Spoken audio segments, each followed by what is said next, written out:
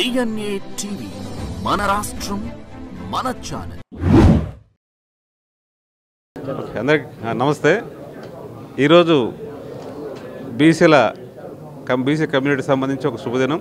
ఒక రెండు important programmes మనం ఆర్గనైజ్ చేయడం జరిగింది. అందులో మొదటి ప్రోగ్రాం యావత్తు భారతదేశం సంబంధించిన బీసీలు ఓబీసీలు గర్వించదగ్గ మహానాయకుడు ద్రవిడ సూర్యుడు కరుణానిధి గారి జీవిత చరిత్ర గురించి ద్రవిడ సూర్యుడు అనే బుక్ మన ప్రముఖ జర్నలిస్టు అన్నవరం బ్రహ్మయ్య గారు రాశారు. దాన్ని ఈరోజు పెద్దల సమక్షంలో ఆవిష్కరించడం జరిగింది.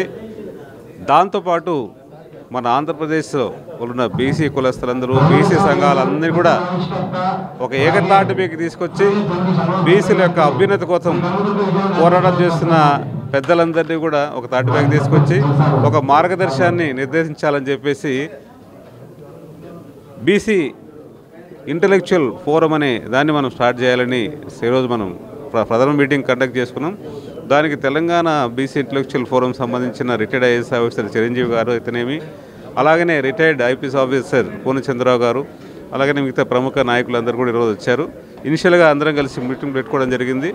సో అన్ని బీసీ సంఘాలు వివిధ వాళ్ళ స్థాయిలో వాళ్ళు పోరాటం చేస్తున్నప్పటికీ అందరినీ సంఘటితం చేసి బీసీల అభ్యున్నతకు వాళ్ళు ఎంప్లాయీస్ కావచ్చు, కామాన్యులు అయితేనొచ్చు, అందరికీ రాజకీయంగా సామాజికంగా అన్ని విధాల ఎక్కడైతే మన ప్రాబ్లమ్స్ ఫేస్ చేస్తున్నామో అందులో ప్రథమది బీసీ జనగణన అయితేనేమి, అలాగనే రిజర్వేషన్స్ ఇష్యూలో అయితేనేమి, ఎంప్లాయీస్ అదర్స్ ప్రాబ్లమ్స్ అన్నిటి కూడా చర్చించాము. రాబోయే రోజుల్లో ఫస్ట్ ప్రయారిటీ కింద బీసీ గణనను ప్రధానంగా తీకప్ చేసి ప్రభుత్వం ఆల్రెడీ ఈ దశగా కొంత యాక్టివిటీ చేస్తున్నప్పటికీ ఇంకా స్పీడప్ అవ్వలేదు. దాన్ని స్పీడప్ చేసి చేద్దాం.